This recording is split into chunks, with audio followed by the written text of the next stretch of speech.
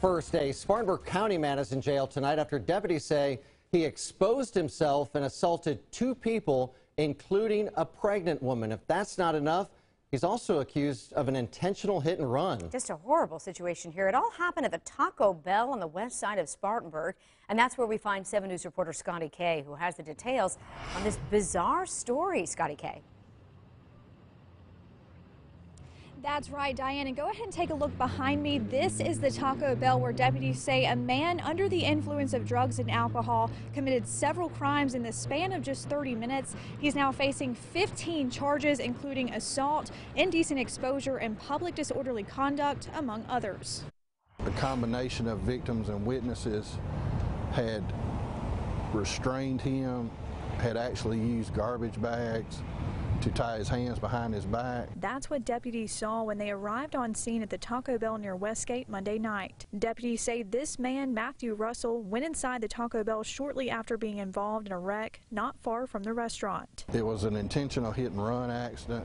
There were 3 victims in that car. Russell faces 3 counts of aggravated assault for the hit and run and 2 counts of assault for what happened inside Taco Bell afterwards. Tried to kiss a pregnant female who is, I think, about 7 months pregnant.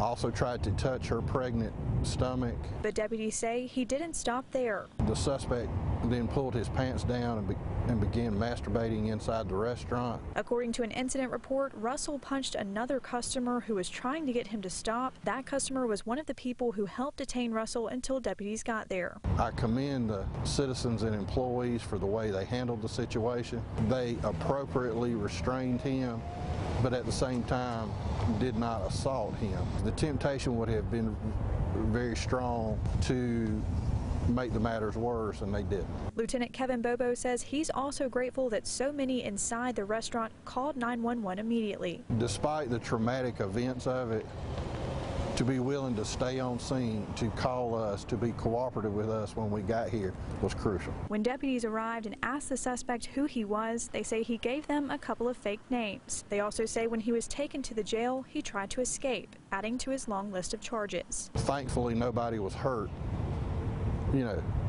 in his escapades.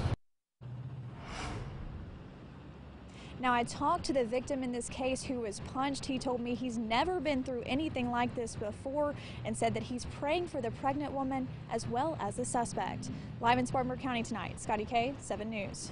Thank you, Scotty K. And Russell is being held in the Spartanburg County Detention Center on a $36,000 bond. Now, according to arrest records, Russell has been charged with public disorderly conduct and assault multiple times in the past.